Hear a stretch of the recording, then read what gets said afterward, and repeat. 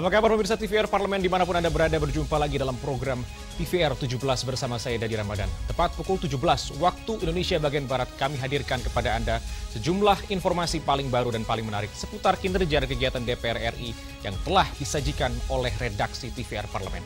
Dan pemirsa TVR Parlemen, inilah TVR 17 edisi Kamis 8 Desember 2022.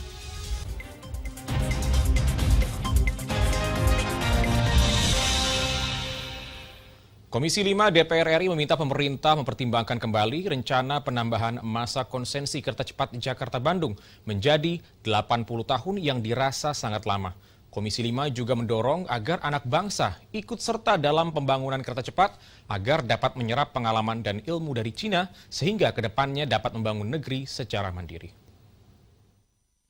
Komisi 5 DPR RI menggelar rapat dengar pendapat dengan Direktorat Jenderal Perkeretaapian Kementerian Perhubungan membahas mengenai progres pembangunan kereta cepat Jakarta-Bandung atau KCJB. Dalam rapat ini, Komisi 5 DPR RI meminta pertimbangan ulang terkait penambahan masa konsesi KCJB agar tidak bertambah jadi 80 tahun karena dirasa sangat lama. Anggota Komisi 5 DPR RI Bob Andika Mamanasitepu mengingatkan, ke depan setiap investasi harus dipikirkan dengan cermat agar tidak membebani APBN. Kalau seperti sekarang kan sudah kita lihat sudah terjadi. Nggak mungkin lagi kita bahas karena sudah terjadi. Ini harus kita selesaikan karena ini negara sudah masuk di dalam hal pembangunan kereta cepat tersebut. Yang kita harapkan dalam pembangunan kereta cepat tersebut memang harus betul-betul ini salah satu menjadi kebanggaan kita. Jangan pula ini nanti salah satu proyek yang salah satu tidak menjadi kebanggaan masyarakat Indonesia. Ini harus betul-betul menjadi pengawasan yang cukup serius oleh Kementerian Perhubungan di bawah Bapak. Anggota Komisi 5 DPR RI lainnya, Tamanuri, juga berharap anak-anak bangsa dapat ikut serta dalam proyek kereta cepat untuk menyerap pengalaman dan ilmu yang sekarang dikuasai Cina agar dapat membangun negeri dengan mandiri. Yang Bandung-Jakarta ini kita pergunakan untuk pembelajaran bagi anak bangsa ini. Baik pembelajaran mengenai manajemen keuangannya maupun pembelajaran bagi bagaimana kita bisa mengambil alih teknologi yang dibawa oleh kawan-kawan kita dari Cina.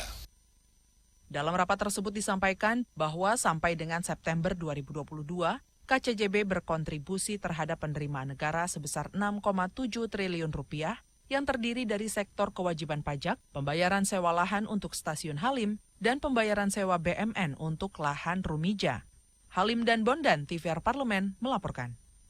Komisi 6 DPR RI mendorong perusahaan asuransi plat merah untuk memberikan layanan asuransi bagi masyarakat kelas menengah ke bawah. Salah satunya PT Jasindo dengan program Jasindo Agrinya yang diharapkan mampu memberikan perlindungan bagi para petani, peternak, dan nelayan dari resiko gagal panen, kematian ternak, dan kecelakaan bagi nelayan. Komisi 6 DPR RI mendorong PT Jasindo dan PT Jasara Harja untuk menyediakan layanan asuransi bagi masyarakat menengah ke bawah, khususnya petani, peternak, dan nelayan. Dalam RDP dengan PT Jasara Harja dan PT Jasindo, anggota Komisi 6 DPR RI Ananta Wahana mendorong Jasindo bukan hanya menjamin kesehatan pejabat negara, tetapi juga melayani asuransi petani dan peternak. PT Jasindo melalui programnya Jasindo Agri diharapkan memberi perlindungan kepada petani, peternak, dan nelayan dari risiko gagal panen dan risiko kematian hewan ternak. Sementara itu, untuk PT Jasara Harja, Ananta berharap adanya pelayanan asuransi yang transparan dan sehat karena tidak banyak asuransi di bidang kecelakaan perjalanan seperti yang disediakan oleh PT Jasara Harja. Kan gitu. Yang jadi masalah yang saya fokuskan yaitu kalau Jasindo ya peternak dan petani. Kalau Jasara Harja itu ya pelayanan terhadap penderita rakyat itu kecelakaan. Saya pikir ini yang mesti harus diperbesar. Dan kalau Jasara Harja tadi sampaikan itu memang asuransi yang sehat. Karena kita sadari juga ini kan asuransi monopoli. Harapan saya agar ketimpangan informasi di tingkat masyarakat itu menjadi semakin berkurang. Artinya sosialisasinya kepada masyarakat yang berkaitan dengan tupoksinya Jasindo maupun Jasara Harja ini mesti harus segera clear. Ananta mendorong baik PT Jasindo maupun PT Jasara Harja meningkatkan sosialisasi dan pengenalan produk kepada masyarakat, termasuk manfaat yang akan diterima jika mengikuti program tersebut.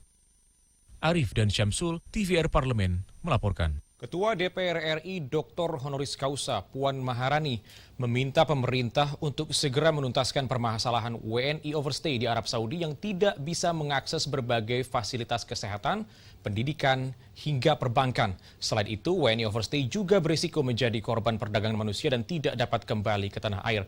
Puan berharap agar pemerintah dapat menambah kapasitas layanan program pasporisasi bagi WNI overstay dan menurunkan harga layanan. Ketua DPR RI Dr. Honoris Causa Puan Maharani melakukan tinjauan pelayanan paspor overstay bagi WNI yang berada di Arab Saudi. Di KJRI Jeddah, Arab Saudi, Puan memastikan negara harus hadir bagi WNI yang membutuhkan layanan pasporisasi untuk mendapatkan pelayanan yang cepat dan maksimal. Ketua DPR RI Dr. Honoris Causa Puan Maharani secara khusus melakukan tinjauan program pasporisasi yang merupakan program dari Kemenkumham dan Kemenlu di Konsulat Jenderal Republik Indonesia atau KJRI Jeddah, Arab Saudi. Dalam tinjauan ini, Puan didampingi Menteri Hukum dan HAM Yasona Lauli, anggota Komisi 3 DPR RI Ihsan Sulistyo, Dubes Republik Indonesia untuk Saudi Abdul Aziz Ahmad, dan Konsul Jenderal RI di Jeddah Eko Hartono. Puan menyebut sedikitnya ada 221.000 warga negara Indonesia overstay di Arab Saudi yang tidak memiliki kepastian hukum. Hingga kini tercatat sudah sekitar 19.000 WNI telah memanfaatkan program ini. Untuk itu, Puan mengapresiasi program besutan Kemenkumham dan Kemenlu tersebut dan meminta program ini terus dilanjutkan sebagai upaya negara dalam melindungi WNI dimanapun warga negaranya berada. Lebih lanjut, Puan meminta pemerintah untuk mempercepat penuntasan permasalahan ini. Pasalnya, WNI yang overstay tidak bisa mengakses berbagai fasilitas, mulai dari fasilitas kesehatan, pendidikan, hingga perbankan. Selain itu, WNI overstay juga berisiko menjadi korban perdagangan manusia serta tidak dapat kembali ke tanah air. Di samping itu, Puan memberikan beberapa catatan terkait program ini. Di antaranya, pemerintah diminta menambah kapasitas dan menurunkan harga layanan. Saat ini WNI overstay harus membayar 100 real jika masih memiliki paspor lama namun sudah kadaluarsa. Sedangkan untuk paspor lama yang hilang atau rusak dikenakan biaya penerbitan paspor sebesar 250 real. Tim Liputan TVR Parlemen melaporkan. Hukum pidana akan memasuki era baru setelah rancangan Kitab Undang-Undang Hukum Pidana atau RKUHP disetujui untuk disahkan menjadi undang-undang dalam rapat paripurna DPR RI pada Selasa 6 Desember lalu. Informasi selengkapnya akan kami hadirkan usai jeda berikut. Untuk itu jangan kemana-mana, tetap di TVR 17.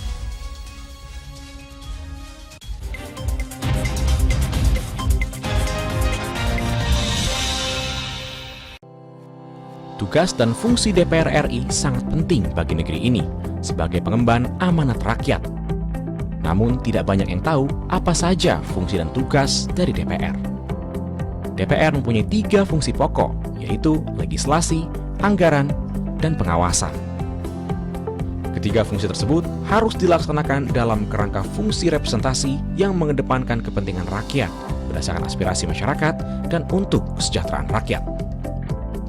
Dari fungsi legislasi, DPR RI mempunyai tugas dan wewenang untuk menyusun dan menetapkan program legislasi nasional bersama dengan pemerintah, menyusun dan membahas rancangan undang-undang, menerima rancangan undang-undang dari DPD, membahas rancangan undang-undang yang diusulkan oleh Presiden ataupun DPD, menetapkan undang-undang bersama dengan Presiden, menyetujui atau tidak menyetujui peraturan pemerintah pengganti undang-undang yang diajukan Presiden untuk ditetapkan menjadi undang-undang. Sementara, fungsi anggaran membahas dan memberikan persetujuan atau tidak memberikan persetujuan terhadap rancangan undang-undang tentang APBN yang diajukan Presiden, memperhatikan pertimbangan DPD atas rancangan undang-undang tentang APBN dan rancangan undang-undang terkait pajak, pendidikan, dan agama, menindaklanjuti hasil pemeriksaan atas pengelolaan dan tanggung jawab keuangan negara yang disampaikan oleh BPK, memberikan persetujuan terhadap pemindahantanganan aset negara maupun terhadap perjanjian yang berdampak luas bagi kehidupan rakyat yang terkait dengan beban keuangan negara. Dan fungsi pengawasan, melakukan pengawasan terhadap pelaksanaan undang-undang, APBN, dan kebijakan pemerintah, membahas dan menindaklanjuti hasil pengawasan yang disampaikan oleh DPD terkait pelaksanaan undang-undang mengenai otonomi daerah, pembentukan, pemekaran, dan penggabungan daerah, pengelolaan sumber daya alam dan sumber daya ekonomi lainnya, pelaksanaan APBN, pajak, pendidikan, dan agama. Terima kasih. Video ini dipersembahkan oleh TV dan Radio Parlemen, Biro Pemerintahan Parlemen, Sekretariat Jenderal, dan Badan Keahlian DPR RI.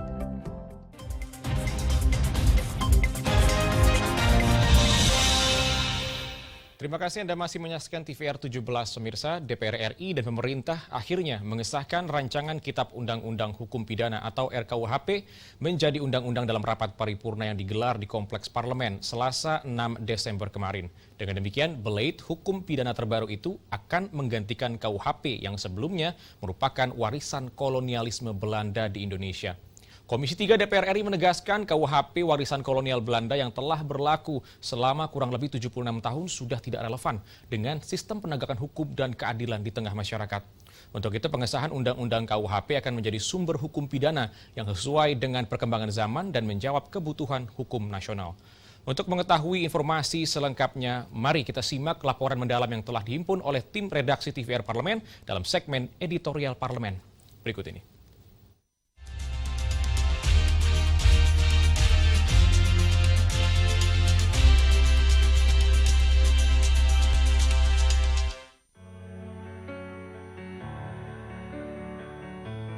DPR RI bersama dengan pemerintah mengesahkan rancangan Kitab Undang-Undang Hukum Pidana atau RKUHP menjadi Undang-Undang KUHP pada rapat paripurna DPR RI ke-11 masa persidangan 2 tahun sidang 2022-2023. Sebelumnya pembahasan rancangan Undang-Undang KUHP berlangsung dari periode sebelumnya dan dilanjutkan pada periode saat ini. Karenanya, pembahasan terhadap draft Undang-Undang KUHP telah berlangsung komprehensif dan mendalam. Harapannya, undang-undang ini bisa mengakomodir kebutuhan hukum masyarakat sesuai perkembangan zaman. Ketua Komisi 3 DPR RI Bambang Wuryanto menyampaikan, pengesahan rancangan Undang-Undang KUHP membawa misi dekolonisasi, demokratisasi, harmonisasi, dan konsolidasi atas hukum pidana yang berlaku di Indonesia. DPR RI menilai KUHP warisan kolonial Belanda yang telah berlaku selama 76 tahun sudah tidak sesuai dengan sistem penegakan hukum dan keadilan masyarakat. Untuk itu, pengesahannya akan menjadi sumber hukum pidana yang sesuai dengan perkembangan zaman dan kebutuhan hukum nasional. Lebih lanjut, Undang-Undang KUHP bertujuan untuk menjamin kepastian hukum, menciptakan kemanfaatan dan keadilan pada proses pemidanaan, meningkatkan kepercayaan masyarakat terhadap penyelesaian konflik hukum dan penghormatan nilai HAM, serta memperkuat penegakan dan supremasi hukum di Indonesia. Pengesahan rancangan Undang-Undang KUHP dinilai sebagai langkah besar Indonesia untuk mereformasi hukum pidana untuk mewujudkan negara hukum yang demokratis. Pengesahan ini telah disetujui pada pengambilan keputusan tingkat 2 oleh seluruh fraksi, sementara fraksi PKS menyetujui dengan catatan. Muatan RUU tentang KUHP yang telah dibahas juga mencerminkan pergeseran paradigma pemidanaan yang tidak lagi sekedar memberikan efek jera dan pembalasan, tapi juga memberikan rasa keadilan yang memulihkan. Penyemuran RUU tentang KUHP ini secara holistik telah mengakomodir masukan dari masyarakat agar tidak terjadi kriminalisasi yang berlebihan dan bertindak sewenang-wenang dari para penegak hukum. Dengan memperbaiki rumusan norma pasal dan penjelasannya, contempt of court dan pasal-pasal kesusilaan yang merupakan bentuk dari dinamika demokrasi dan dapat mencarikan jalan tengahnya.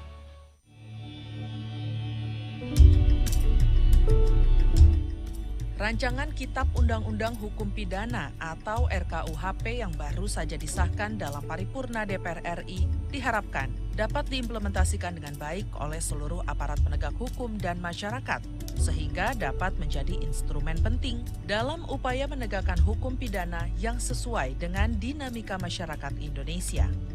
Anggota Komisi 3 DPR RI Jaki Uli menyampaikan, Undang-Undang KUHP baru diharapkan dapat mengatur ketertiban berbangsa dan bernegara, sesuai dengan dinamika masyarakat Indonesia di era modern saat ini. Jaki Uli menambahkan masyarakat tidak perlu mengkhawatirkan implementasi beberapa pasal baru pada Undang-Undang KUHP, seperti hubungan di luar pernikahan dan ketertiban bersosial media. Karena pemerintah sudah mengatur hukum acara dan ketetapan hukum yang jelas untuk menegakkan peraturan-peraturan hukum tersebut. Jadi di masyarakat sebenarnya yang diragukan itu adalah pasal-pasal yang mereka merasa bahwa ini hal-hal baru. Seperti misalnya menginap di hotel bukan dari istrinya lah, kira-kira seperti itu.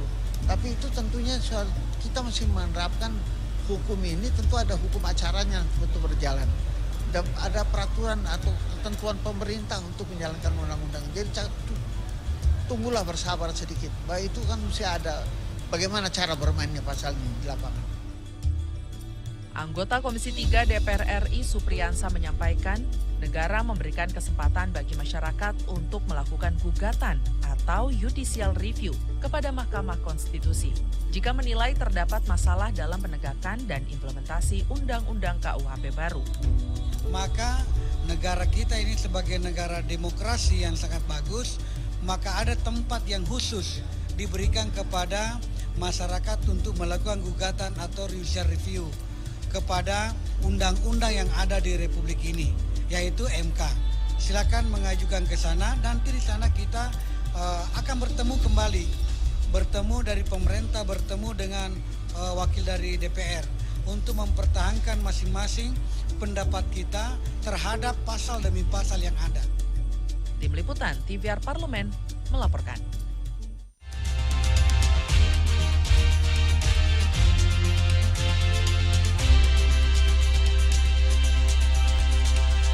Komisi 9 DPR RI meminta Kementerian Ketenagakerjaan memperhatikan pentingnya pembahasan UMP dengan mempertimbangkan tingkat inflasi terakhir yang terjadi di Indonesia agar dapat membuat kebijakan yang sesuai dengan besaran UMP demi kesejahteraan buruh maupun pengusaha. Informasi selengkapnya akan kami hadirkan saat lagi. Untuk itu, jangan kemana-mana. Tetaplah di TVR 17.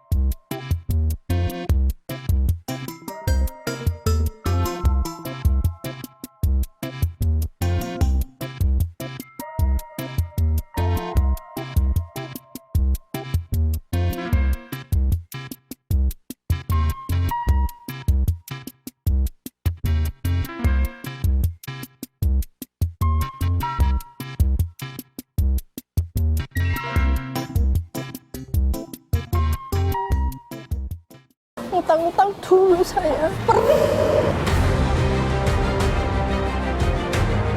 Mereka yang tidak cukup paham teredukasi bagaimana menyuarakan aspirasi demi memperoleh jawaban. Sini ditambang untuk seperti itu, warga sini tidak mengizinkan. Sebab apa? Itu menyangkut isi perut kami semua. Hadir menelisik mulai dari hulu ke hilir. Mengapa? Nah, kalau kita telusuri kenapa banjir ini hampir setiap terjadi, hingga menemukan apa yang belum terkuak secara nyata. Kan kabeh niku sedulur, Pak. Nek kula ngrencangi mriki, sing mriki gelo, nek kula ngrencangi mriki sing mriki gelo. Nggih kedah adil wae, Pak, tengah-tengah.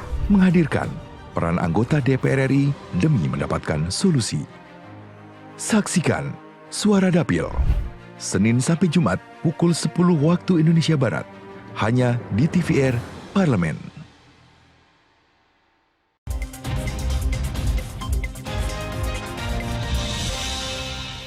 Anda masih bersama kami di TVR 17. Pemirsa, Komisi 9 DPR RI meminta pemerintah agar penetapan upah minimum provinsi atau UMP 2023 berpihak kepada kesejahteraan pekerja. Penetapan UMP 2023 jangan hanya berpatokan pada formula peraturan pemerintah nomor 36 tahun 2021 tanpa mempertimbangkan faktor kesejahteraan pekerja. Situasi ekonomi yang semakin sulit, kenaikan tingkat inflasi, dan naiknya harga BBM harus menjadi dasar pertimbangan kelayakan upah untuk memenuhi kebutuhan hidup para pekerja. Selengkapnya mari kita simak wawancara rekan kami Vincent Aldi dengan anggota Komisi 9 DPR RI berikut ini. Baik pemirsa TVR Parlemen dimanapun Anda berada, saat ini saya tengah berada di Gedung Nusantara 1, tepatnya di depan ruang rapat Komisi 9 DPR RI. Kita ketahui bersama bahwa pemerintah melalui Kementerian Ketenagakerjaan telah memastikan UMP 2023 akan naik. Hal tersebut berdasarkan dari Undang-Undang Cipta Kerja nomor 11 tahun 2020 serta Peraturan Pemerintah nomor 36 tahun 2021 tentang pengupahan. Namun, tahun 2023 juga akan diprediksi akan mengalami resesi secara global. Lantas seperti apa tanggapan dari DPR RI mengenai hal tersebut? Telah bergabung bersama saya salah satu anggota Komisi 9 DPR RI, yaitu Bapak Darul Siska. Apa kabar Bapak? Alhamdulillah. Baik, Bapak. Bapak, bagaimana pendapat Komisi 9 DPR RI mengenai kenaikan UMP yang akan di depan tahun yang diprediksi akan mengalami ancaman resesi ini, Pak?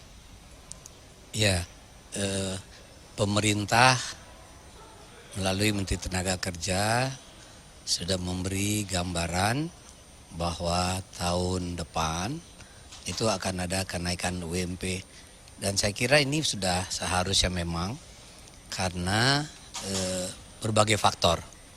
Yang pertama ada inflasi yang cukup besar, kemudian tahun ini juga kita mengalami kenaikan BBM, yaitu juga berimplikasi terhadap kenaikan harga-harga yang membuat masyarakat yang berpenghasilan tetap saja susah, apalagi yang tidak punya penghasilan tetap.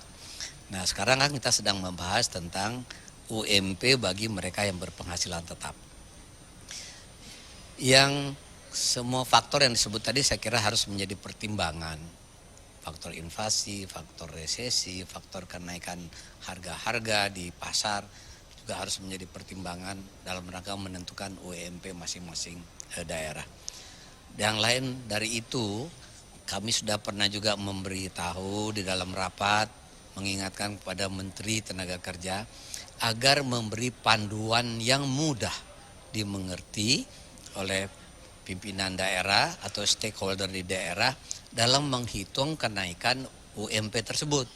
Selama ini kan selalu dianggap cara atau tata cara penghitungan kenaikan UMP itu sangat berbelit-belit, sehingga menjelaskannya kepada masyarakat yang menerima upah juga jadi susah. Nah, jadi faktor nominal menjadi satu hal, yang hal kedua adalah faktor teknis kenaikan UMP itu sendiri. Mengenai besaran dari kenaikannya tersebut, Pak, karena kan dari para pekerja masih mengeluhkan terlalu kecil, karena juga di depan ancaman resesi seperti itu. Apa Pak tanggapan dari DPR RI? Kecil dan besar itu kan relatif ya, sangat tergantung dari kebutuhan hidup kita, dan juga harus dipahami kenaikan UMP itu bukan saja dari segi kepentingan penerima upah, tapi juga kepentingan pemberi upah. Pemberi upah juga harus menghitung kemampuan dia untuk meningkatkan upah itu berapa. Jangan-jangan dia bisa memberikan kenaikan upah yang besar, tapi kemudian modal kerja perusahaannya untuk bisa berlanjut malah terkurangi, sehingga produksinya tidak maksimal.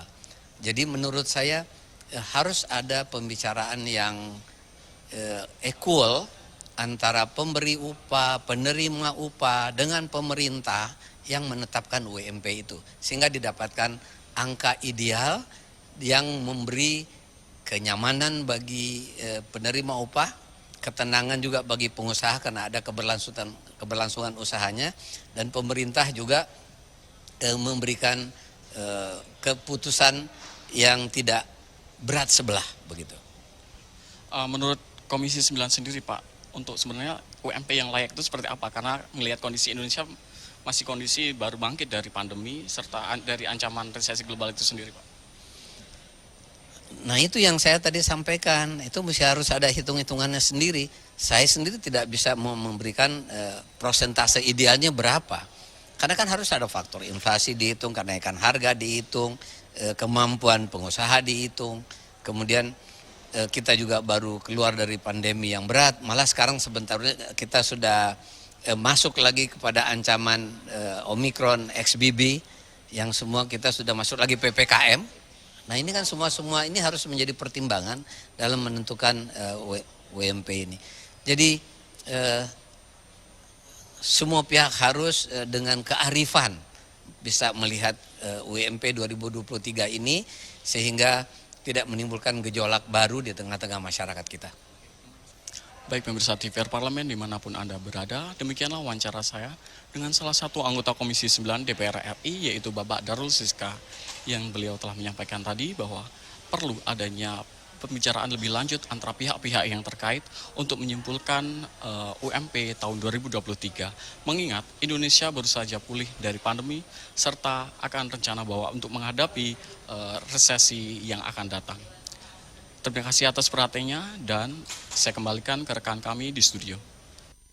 Pemirsa, apa saja menjadi topik perbincangan di media online pada hari ini? Selengkapnya, usai jeda tetaplah di TVR 17.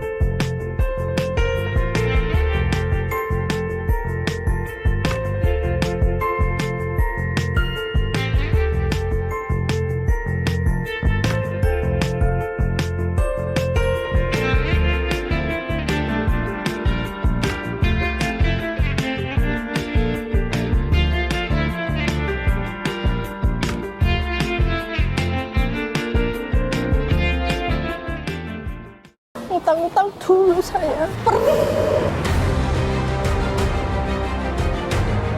Mereka yang tidak cukup paham teredukasi bagaimana menyuarakan aspirasi demi memperoleh jawaban. Sini ditambang untuk seperti itu, warga sini tidak mengizinkan. Sebab apa? Itu menyangkut isi perut kami semua. Hadir menelisik mulai dari hulu ke hilir. Mengapa?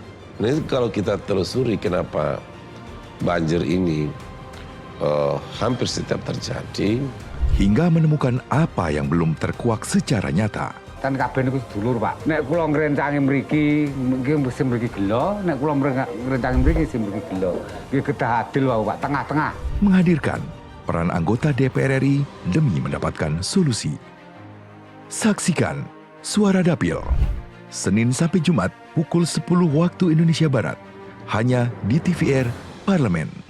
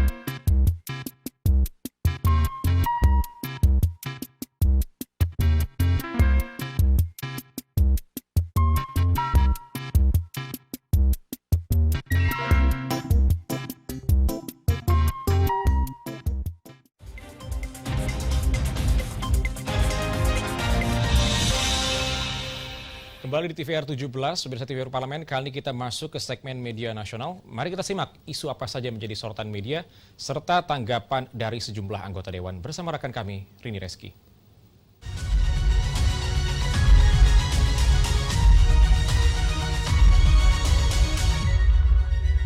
Baik, terima kasih Dadi dan selamat sore pemirsa TVR Parlemen. Mari kita bahas apa saja yang menjadi headline media online pada hari ini. Nah pemirsa, berita pertama terkait DPR RI yang mengutuk keras aksi bom bunuh diri di Polsek Astana Anyar, Bandung. Kita lihat di sini pemirsa. Tentunya seluruh media pastinya membahas tentang serangan bom bunuh diri yang kembali terjadi di kantor polisi. Dan sebuah ledakan kuat terjadi di markas Polsek Astana Anyar, Kota Bandung, Jawa Barat, Rabu pagi tanggal 7 Desember 2022, tepatnya kemarin pemirsa. Sekitar pukul 8.20 waktu Indonesia Barat. Dan di sini pemirsa, kepolisian berhasil mengidentifikasi bahwa pelaku bom bunuh diri di Mapolsek Astana Anyar merupakan mantan narapidana kasus terorisme bernama Agus Sujianto alias Abu Muslim. Dan di sini pemirsa berkomentar Wakil Ketua DPR RI yaitu Sufmi Dasko Ahmad yang menyampaikan keprihatinannya dan juga mengucapkan simpati mendalam bagi korban terdampak tragedi ini. Di sini Dasko meminta masyarakat tidak panik dan juga mempercayakan penanganan ke aparat kepolisian. Dan di sini Dasko menyatakan adanya teror perlu diantisipasi menjelang momen Natal dan juga Tahun Baru. Dan berharap masyarakat Indonesia bersatu untuk melawan terorisme. Di sini ia juga menghimbau dan juga menekankan aparat penegak hukum untuk menindak tegas kasus terorisme dan meminta jaringan tersebut dituntaskan sampai dengan ke akarnya. Tentunya senada dengan Dasko, di sini juga berkomentar Wakil Ketua Komisi 3 DPR RI yaitu Ahmad Sahroni yang juga mengutuk keras tragedi bom bunuh diri di Polsek Astana Anyar. Di sini bahkan Sahroni tak segan menyebut pelaku aksi bom bunuh diri sebagai pribadi egois dan tidak berperi kemanusiaan.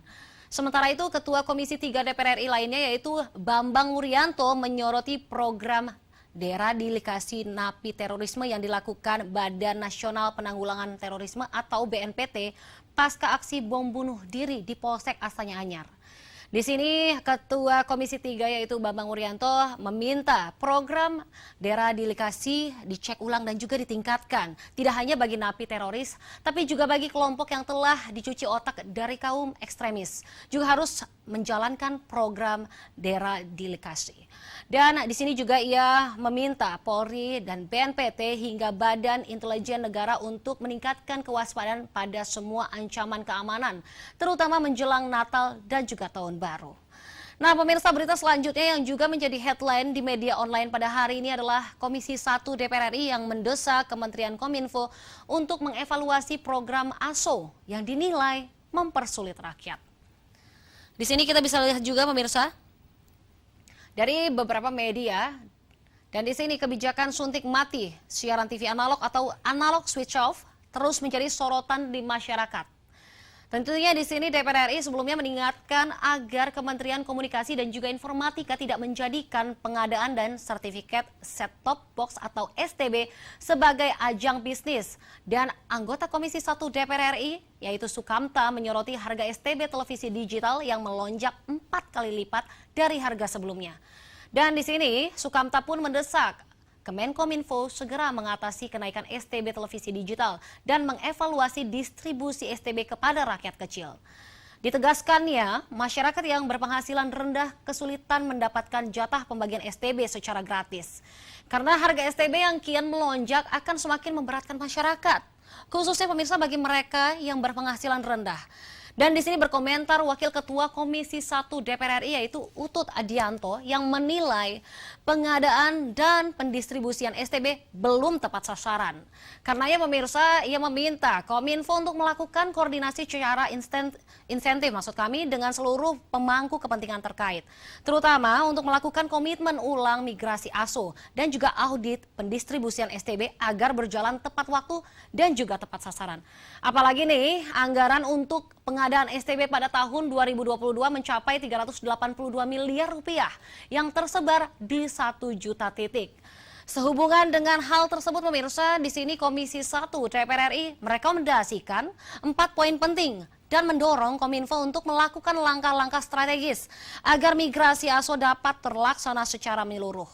Dan tentunya salah satu poin yang disampaikan Komisi 1 DPR RI adalah menyiapkan kebijakan terkait migrasi ASO yang mampu memberikan keadilan kepada semua lembaga penyiaran, termasuk lembaga penyiaran lokal sehingga mampu menyelenggarakan siaran berbasis digital kepada masyarakat. Baik pemirsa, itu tadi headline di media online pada hari ini yang saya sampaikan, yaitu berita dari DPR RI yang mengutuk keras aksi teror bom bunuh diri di Polsek Astana Anyar, Bandung. Juga berita dari Komisi 1 DPR RI yang meminta Kementerian Kominfo untuk segera mengevaluasi program analog switch off. Dan sekian dari saya, Rina Reski, kembali ke rekan Dadi. Terima kasih, selamat sore.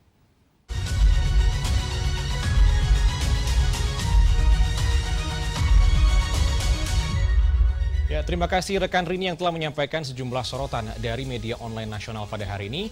Dan pemirsa TVR Parlemen, segmen media online tadi sekaligus menutup program TVR 17 edisi sore hari ini. Jangan lupa kembali kami ingatkan virus COVID-19 masih ada. Untuk itu, terus taati protokol kesehatan dimanapun Anda berada. Saya Dedi Ramadan beserta seluruh kru TVR Parlemen yang bertugas mengucapkan terima kasih dan undur diri dari hadapan Anda. TVR Parlemen, referensi Indonesia.